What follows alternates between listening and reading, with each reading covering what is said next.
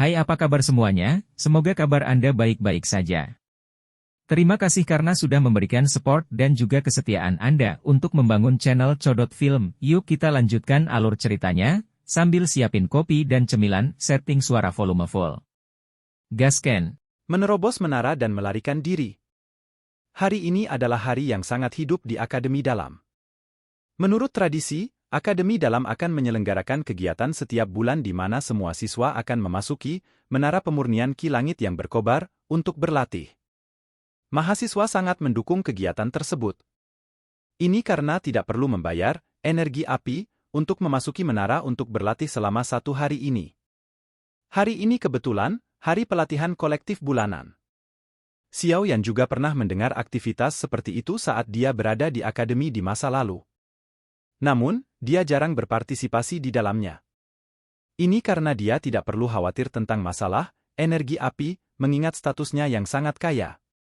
Secara alami, dia tidak perlu pergi dan bertarung dengan begitu banyak orang untuk mendapatkan ruang pelatihan.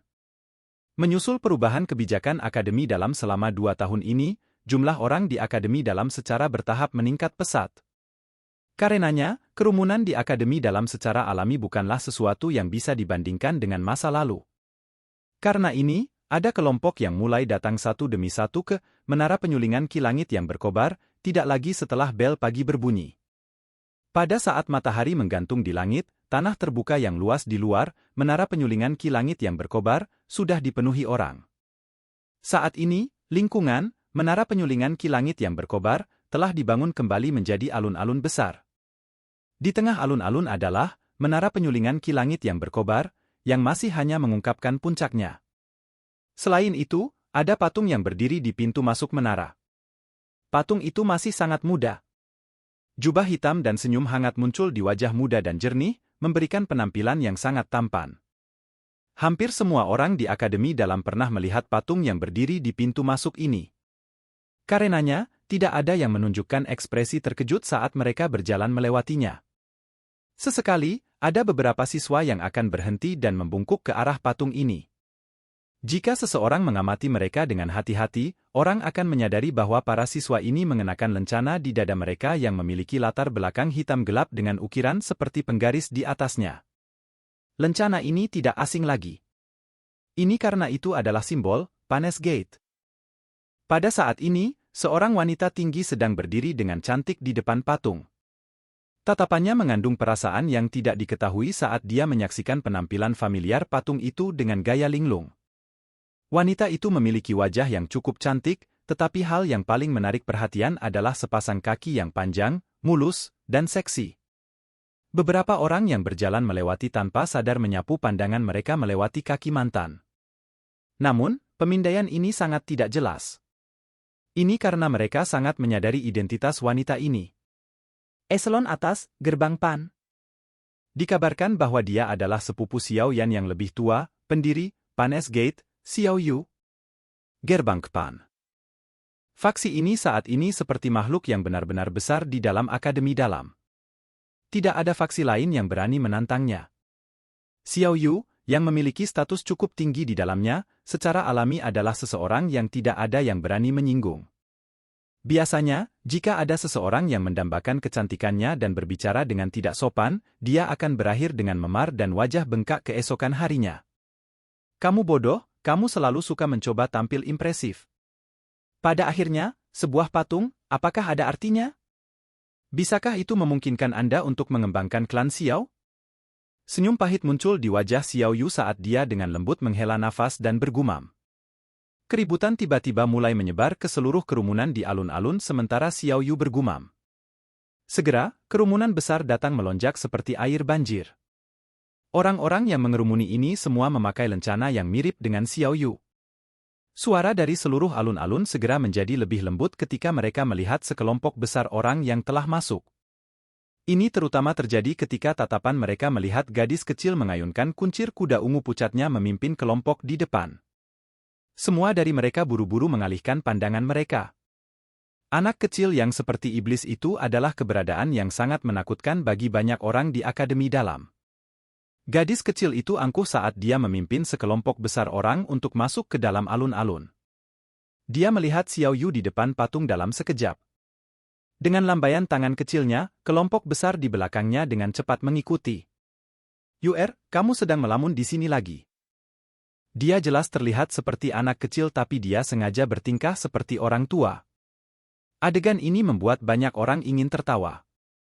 Namun, selain Xiao Yu yang tertawa terbahak-bahak sambil menggelengkan kepalanya, orang-orang yang tersisa menutup mulut mereka dengan erat, takut mereka akan mengeluarkan tawa dan mengundang tinju kecil yang menakutkan itu. Ziyan, menurutmu, dia masih hidup? Xiao Yu mengusap patung itu sebelum tiba-tiba bertanya sambil tersenyum. Ziyan kaget saat mendengar ini. Permata seperti pupilnya berubah suram tapi dia pulih dengan cepat dan berkata, kesempatan untuk bertahan hidup setelah ditelan oleh api surgawi sangat rendah. Tampaknya sangat menyadari jawaban ini, wajah Xiao Yu tidak banyak berubah. Tangannya yang halus bergerak melintasi patung dan tertawa pelan, untuk beberapa alasan yang tidak diketahui, jantung saya berdebar kencang akhir-akhir ini. Sepertinya ada sesuatu yang besar yang akan terjadi. Sesuatu yang besar akan benar-benar terjadi jika jantungmu tidak berdetak. Seorang pria dan wanita perlahan keluar setelah tawa disampaikan dari belakang kerumunan sebelum berbicara dengan Xiao Yu. Hah? Cepat lihat. Itu sebenarnya pedang berdarah Wu Hao dan wanita kayu hijau Hujia. Ini adalah 5 ahli puncak teratas dalam peringkat kuat. Biasanya sangat sulit untuk melihatnya. Sungguh tak terduga bahkan mereka telah muncul. Kemunculan kedua orang itu segera menyebabkan seluruh alun-alun pecah dalam keributan. Percakapan pribadi berulang kali pecah. Jelaslah, orang-orang ini merasa sangat senang bisa melihat orang-orang yang benar-benar merupakan tokoh top terkenal di Inner Academy. Apakah kedua donmu sudah habis? Xiao Yu tertawa pelan saat melihat keduanya. Wu Hao dan Hujia tersenyum. 2 tahun itu juga menyebabkan mereka berdua menjadi jauh lebih dewasa. Tatapan mereka menyapu patung di samping Xiao Yu dan senyum mereka sedikit tertutup. Mereka menghela nafas, untunglah Sun Er sudah pergi, jika tidak. Xiao Yu diameter. Dia dengan jelas memahami hubungan antara Xiao Yan dan Sun Er. Jika yang terakhir melihat dia ditelan oleh api surgawi, kemungkinan dia akan menderita rasa sakit selama sisa hidupnya. Agak lebih baik seperti ini. Gong! Suara gong yang jelas tiba-tiba terdengar di alun-alun sementara beberapa dari mereka diam, menyebabkan alun-alun yang bising menjadi sunyi. Suara angin kencang tiba-tiba terdengar setelah suara gong ini. Segera, beberapa sosok manusia bergegas turun dari langit sebelum akhirnya muncul di platform tinggi. Yang memimpin mereka secara mengejutkan adalah penatua pertama Sukian yang berambut putih. Di belakangnya adalah beberapa sesepuh dengan usia yang sama. Orang-orang yang paling menarik perhatian di seluruh tempat masih 3 orang muda di belakang Sukian.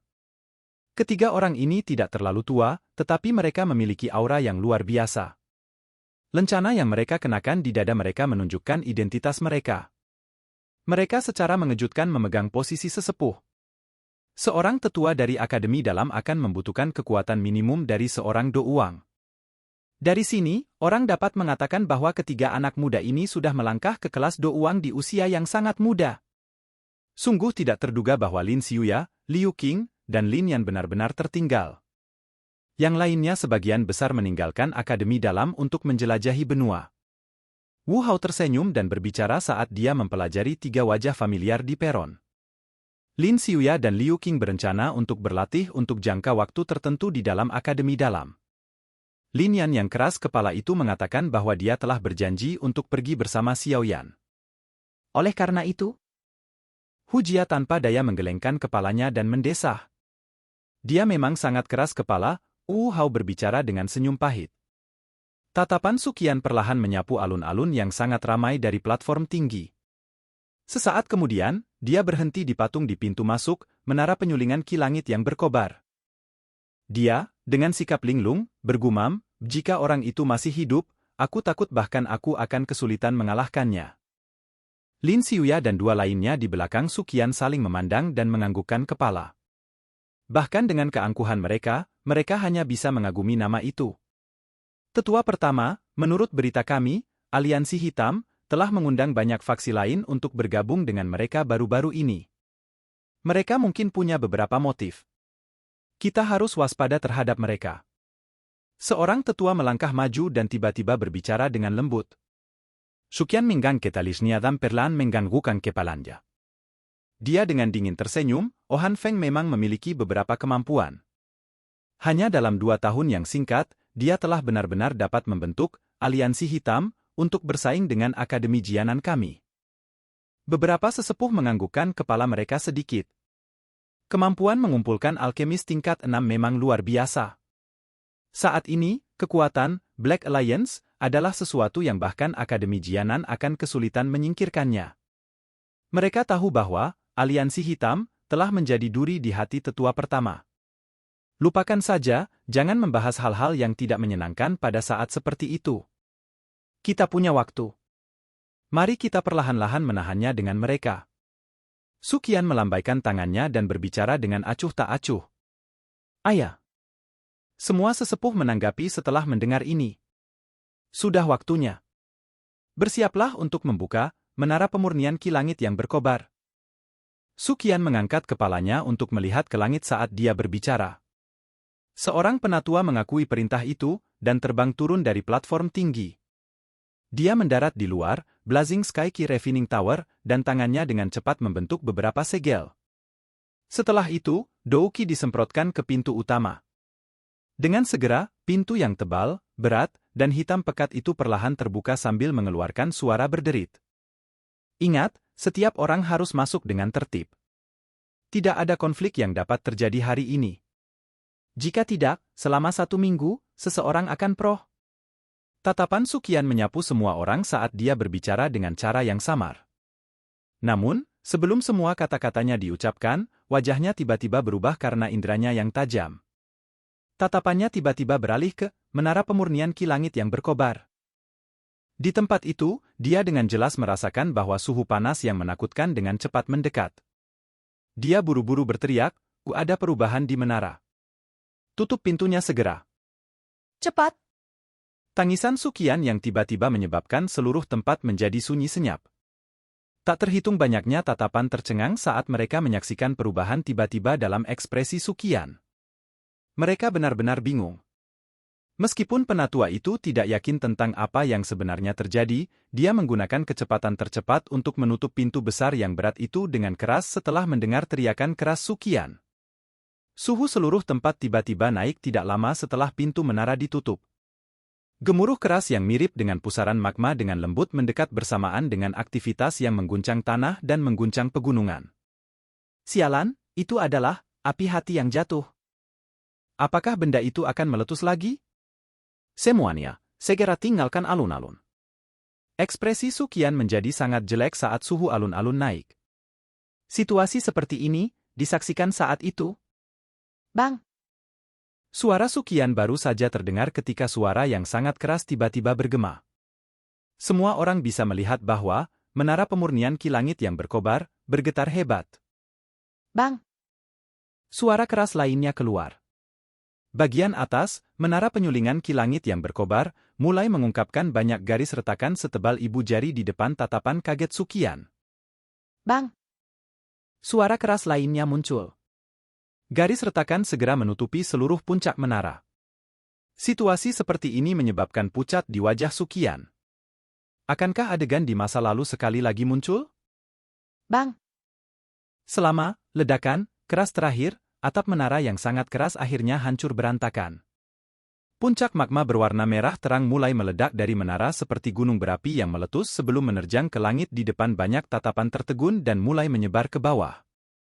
Alun-alun itu segera dalam kekacauan total saat magma tersebar. Namun, magma itu tiba-tiba membeku saat masih beberapa meter dari tanah. Tawa yang jelas dan cerah yang membawa kegembiraan liar, yang tidak bisa disembunyikan, bergema di langit seperti guntur yang menggelinding. Haha, aku, Xiao Yan, akhirnya keluar. Ah! Silakan pergi ke. Oke guys, jangan lupa like, comment, share, and subscribe di channel Codot Film. See you next video. Peace out and bye-bye.